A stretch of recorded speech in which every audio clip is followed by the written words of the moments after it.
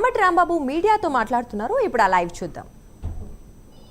రోజులు మారతాయి. ఇవాళకు 11 మాసాలైంది.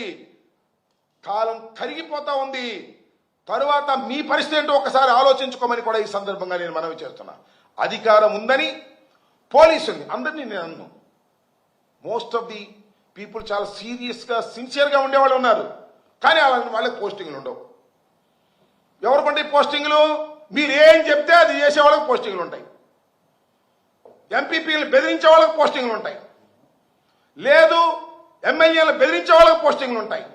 అడ్డగోలుగా కేసులు పెట్టే వాళ్ళకి పోస్టింగ్లు ఉంటాయి. ఏంటండి దారుణం నాకు అర్థం కాదు.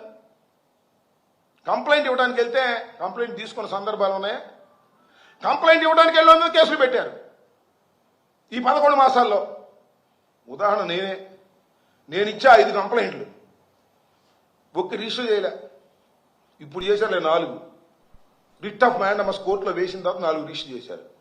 నేను వెళ్ళి అడిగా కోర్టుకు వెళ్ళక ముందు, ఎందుకు మీరు ఈ కేసు రిజిస్టర్ చేయలేదు అని అడిగా.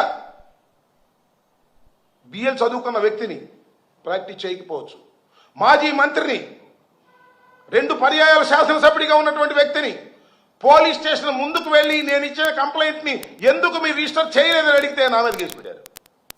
ఏం చెప్పాలి ఇంకా? ఇది ఏ రాజ్యం? ఇది పోలీసు రాజ్యం కదా? పోలీసులు తప్పు చేయటం లేదా?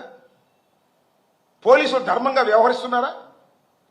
పోలీసులు చంద్రబాబు చెప్పినట్టు లోకేష్ చెప్పినట్టు చేస్తున్నారా లేదా? అక్కడ దాకా ఎందుకండి? డీజీపీ గారిని పర్మిషన్ అడిగాం, మేము వస్తామండి కలుస్తామండి అని వంశీని అరెస్ట్ చేసినప్పుడు 15 నిమిషాలు రమ్మన్నారు. వెళ్ళాం, మా ముందు వెళ్ళిపోయాడు. రికమెండేషన్ ఎవరికి ఇవ్వాలి అంటే ఏమో మాకు తెలియదండి అన్నారు. That the situation in Andhra Pradesh. Police వ్యవహరిస్తున్న తీరది. ఇలా వ్యవహరిస్తున్నటువంటి పోలీసుల మీద ఖచ్చితంగా కఠిన చర్యలు తీసుకుంటాం, దానిలో సందేహం లేదు. బట్టలు ఊడదీసి నిలబెడతాం మాకు అధికారం వచ్చిన రోజున. దానిలో ఏం సందేహం లేదే. లా అండ్ ఆర్డర్ని కాపాడవలసినటువంటి పోలీసు వ్యవస్థ లా అండ్ ఆర్డర్ని కాపాడుకోకుండా ఎవరి మోచేతి నీళ్ళలో తాగేటటువంటి పరిస్థితికి ఒక సెక్షన్ ఆఫ్ పోలీస్ యంత్రాంగం వచ్చినప్పుడు ఆ పోలీస్ యంత్రాంగాన్ని మర్చిపోతామా చెప్పండి అని అడుగుతా ఉన్నా. ధర్మంగా న్యాయంగా ప్రవర్తించవలసినటువంటి పోలీసులు ఇష్టానుసారంగా రవడీజం చేస్తున్నప్పుడు, వారి కొమ్ము కాస్తున్నప్పుడు, మా ఎంపీటీసీలని మా ఎంపీపీలని బెదిరించే కార్యక్రమంలో నిమగ్నమైపోయినప్పుడు ఆ మాత్రం అనకూడదా? సమాజంలో వాళ్ళని హెచ్చరిక చేయకూడదా?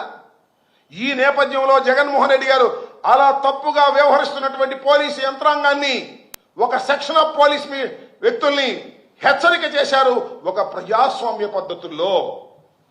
తప్పంటండి. వీళ్ళైతే ఏమైనా చేయొచ్చంట. వీళ్ళ ప్రభుత్వంలో ఉన్నప్పుడు ఏం చేశారో ఓసారి చూడండి, నేను మనం చేస్తున్నా.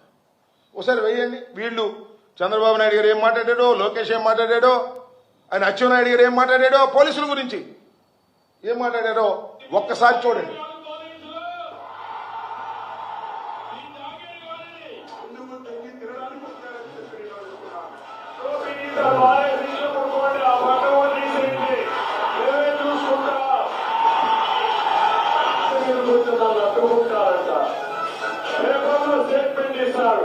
నన్ను అడ్డుకున్నాడు, పైకి ఉంటాడు, అలా గుర్తుపెట్టుకోవాలి.